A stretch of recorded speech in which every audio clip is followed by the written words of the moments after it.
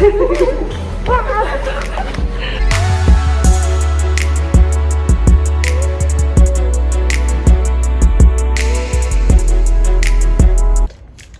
just gonna be unhealthy here. In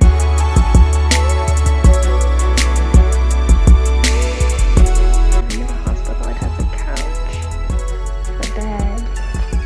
It even has like a fridge, a toaster, a coffee maker. It's awesome. Oh, there's bowls and stuff. Oh, it's like nautical themed. I love it. And there's a bathroom. Oh, there's a shower. I'm just back in my call room after a morning in the operating room. I was with the plastic surgeon today and we did a big removal of a cancer, and then we stitched it back up and used a cool flap. And I'm so lucky both the anesthetist and the surgeon and the team are super nice, and so they were super patient. They actually let me do a horizontal mattress suture all the way across the jaw, and I was like going really slow and steady. And so some different tips he told me was you really have to work on going 90 degrees. If you go in 90, like with the needle pointed 90, then you get the right position. And then also just like learning to hang back and not lean all the way in would be good for my back in the long term. And so that was super cool, and I'm super thankful I got the chance to do that. And so we have another case in a bit, and as I said, he'll let me try the intubation, and then hopefully I'll get to suture some more. So for any of you guys that need glasses, I just finished my second OR case today. It was another plastics case, hand stuff. I love it. I think it's so cool that you get to restore people's function with surgery, and I love the OR environment because of how team-based it is. But here's my hack. So I keep tape here to keep the glasses up because mine always slide, and then I have tape here on the sides of the face. This is really gonna hurt to take it out. And then I also put tape right here, I don't know if you can see it, right here along here so that it doesn't fog up. And this is helpful for just having the regular shield, but especially good if you have glasses and they tend to fog up. Anyways, I'm gonna get changed now and I'm gonna head over to the clinic and then spend the night in the merge.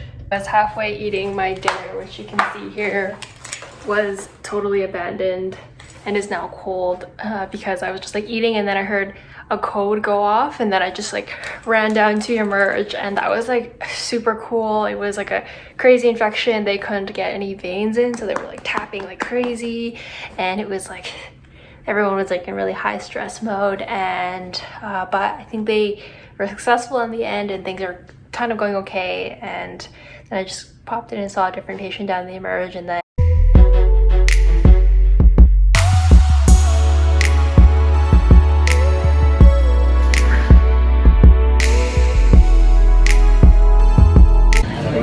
break after a morning in the clinic, family medicine, and so just at this really Do we get a... Okay. Okay, thank you. So cute. Look at that. Look at that wall. Damn. Look at this. Peacock zombie. Look at this. I'll take a seat. Let's go. That it's like coffee. Is it coffee bags? Yeah. Art gallery.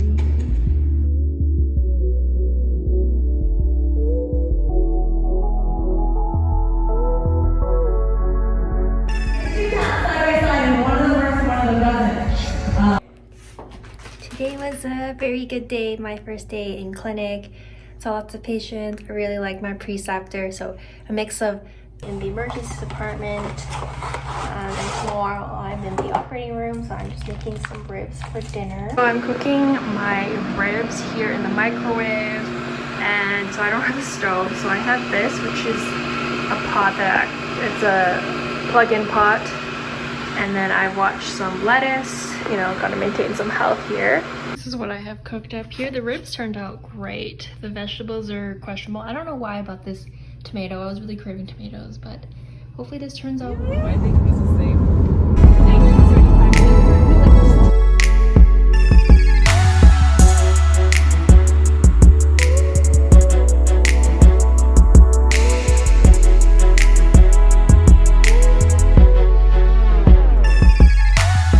My husband, look here. Hello.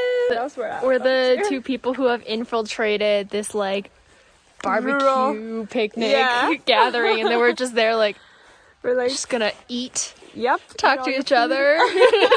That doesn't count. And then you can do that. You can make sounds. Whatever you Fold the cupcakes and then you just eat them. You can die. What if you take the most, mush them on the floor? Yeah. And then you blame it on her. Yeah. What? And then you get a whole bunch of likes on YouTube. Yeah. And then she has to pay Barbara all the money. And then Barbara will pay off. I don't have money. What am I gonna do? You guys probably. You're broke? Yeah, I'm broke. You. I'm so sad. Oh my god.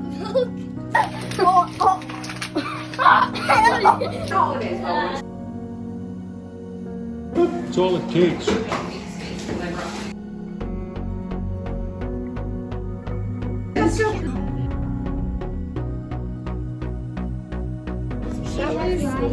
It's all Leo. Hello. Say hi.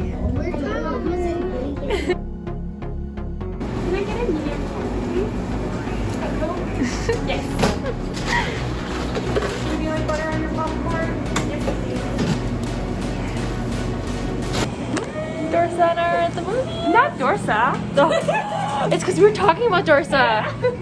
Yasmin's gonna kill me now. I called her Dorsa. How was the movie? Excellent. So good. Yasmin and I just came back from the movies here in Quesnel. We watched Shang-Chi, which you guys should watch. I'm obsessed. Well, number one, I really want to watch it because it's like the first Asian American superhero that I've seen, and yeah, and I thought it was really well done, the Asian cast, and I thought there was a lot of really relatable like Asian themes. Like number one, I mean, it's like really a great movie. The action is great. It's just the stories, like the pace is really fast, but itself, I like the themes that I really liked. But there's a lot of like family, and I don't know, you guys have Asian parents that you will so relate to it. How for example, the dad, like Asian parents they're the most loving people ever, but sometimes they don't express it well, and that dad is just a classic Asian dad. So it made me think of my parents, and as soon as the movie's over, I gave them a call on my way home, and about how, you know, like it's complicated and how parents are human too. And I think another theme was like we have to learn how to embrace both the good and bad experiences in our life that shaped us. We can't like just shun away negative experiences or traits that maybe we don't like in our parents but are part of us, or whatever experiences or values they put on us, that they are part of just an important part of us. And it's hard to, you know, you can't like turn that back. And also forgiveness. Sometimes that people, when they do evil things, that sometimes there are some very relatable reasons they do it, even if it's not the right, you know, maybe not the right approach, but sometimes you can understand that. Or forgiveness, you know, of betrayal, maybe between the two siblings, of, you know, years and years of like resentment and betrayal, and trying to come together with that. Another theme was, I really like this theme, it's a big one for me, but Asian culture can be very, very sexist even to this day. And so in the movie, so there's a lot of spoilers, guys, I should have said at the beginning, but the sister, she sits out on all of these, like she doesn't get to train in martial arts, but the brother gets all the training, but she goes out of her way and she trains herself, and the dad doesn't want her to inherit his organization. I mean, he's like thousands and thousands of years old guy. He has some really old values in his head, and she decides to like run off into her own organization. And I think that's super cool, that she's like such a good leader, and she trained herself and she became something. But I did, and so she doesn't need that validation, but I did like that later on in the movie, her aunt reminds her that, you know, that was her dad not treating her equally, but in this village and her mother's side of the family, that she's treated as an equal, and she's allowed to train, and she's allowed to, you know, she's embraced as a powerful figure, and is just as important. And I love that as a theme. Today in the morning, I was in the Emerge. So no, I did a research meeting in the morning, and I thought I was gonna fall asleep. I was so tired. But then after that, I came down to the Emerge, and we were working all the way until like 6. Yasmin came up here to my room, and we like quickly like swallowed dinner in like 15 minutes, and then we like went over to the theater, local theater here. And yeah, the Emerge was pretty busy today. And so what did I do? I sutured up a big laceration. I saw a kind of semi-amputated digit. I saw some really interesting ingestions. What else did I do? I had some really interesting abdominal pain. That's always a differential. And I think I've been really good to that. One of my goals on a previous rotation is to learn how to do calls. So I did the call myself. I spoke to the radiologist. I made the call to the a specialist surgeon, and I actually wasn't intimidated anymore. So I guess like these things that I thought they seemed so hard when I was back in third year, I was like, how do people do them? It seems so intimidating. I'm doing them now and I feel comfortable. And I actually like suturing. I don't even say I'm like, I feel like I feel a lot more comfortable suturing now. I think I used to feel so awkward and slow. I think there is a certain pace that you just have to go. And I wouldn't say I'm like fast, but I feel like I would say I feel like quite comfortable doing it. I know the whole setup and stuff. So yeah, I was impressed. I managed to do that all by myself. So that was really exciting. And I definitely feel like this is one of those rotations where I really feel like there is progress just adding up each time after every rotation. Actually, I have a whole list of like, I wrote a little like set of reflections. So in general, how rural family medicine is going, I would say I really enjoy the medicine here in terms of training. So I could really see myself doing some training, at least some part of my training in a rural area. I think the flexibility in terms of opportunities is really good. So I spent time in the emerge, I spent half a day in the OR, in the clinic. I run down when there's a code, and I might be able to see if I can use my last week well to maybe do a little bit more, like GP anesthesia they have on one of the days, so I'll see, or something like that, I don't know. But like the flexibility I really like. It's kind of interesting because I felt like I want like more structure. So maybe the things that maybe it's a bit lacking is you don't have like set like grand rounds or like lectures that they have in the big hospitals. Like some of my rotations, like there's designated time someone teaches you a topic or stuff like that, or protected time to sit down and teach. And people are here like because they're not paid on a salary. So for example, sometimes like people will sit and like talk you through a topic, and so that's not a thing here. So that's something to keep in mind, maybe as a downside.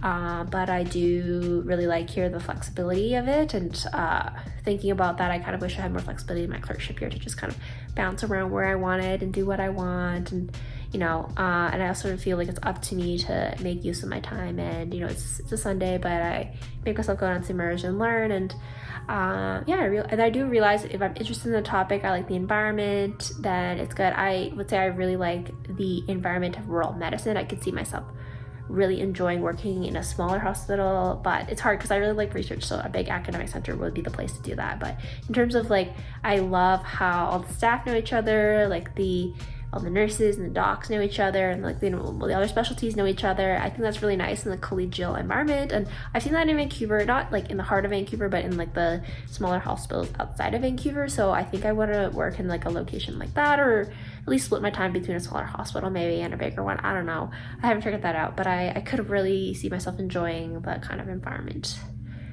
here. The medicine's really great, a lot more like kind of bread and butter stuff, and then once in a while some unusual stuff, but it's kind of nice. As a learner, sometimes seeing a lot of like really unusual stuff kind of throws you off as a beginning learner, but I'm sure I'll appreciate it as a resident. There's once in a while some unusual stuff, but personality, when I was in first, second year, I always had to go out, and I always wanted to go places. To be fair, this was all pre-COVID, remember, keeping in mind, so I was like always going out, like I never was home.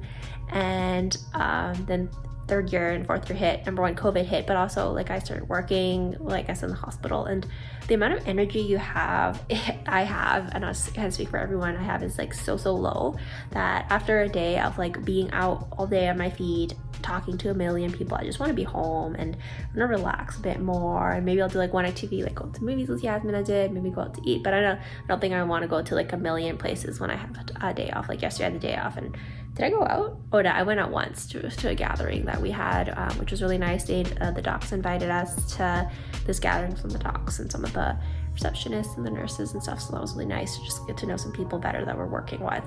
But other than that, I don't really need more than that, which is like really eye-opening for me. Just like in terms of stuff, but I also have to be mindful of being near family might need me, partner preferences, and then job opportunities is not always up to me. But I would definitely love to do some rural outreach work for sure. Whatever field I end up going into, I like it, and I would like to kind of come back, maybe to Quesnel or otherwise. What else what was I gonna say? So like real life, real medicine. I did it in the OR, so that really ran me. I do like my procedures a little bit more. I really miss being in the OR. Actually, I haven't been in the OR for a long time, since January, I think. That was the last time I've been in an OR, and I really miss it. I don't know, I didn't really think I was that much. I didn't really see myself as a surgery person, because I was so bad at it. I can't explain it, but I think on Friday I was in the OR, and I really felt like I had a really patient team with me. Not only the surgeons, but the nurses and the anesthesia were like very patient, and I did like the control and the calm of the environment. And this is compared to coming out of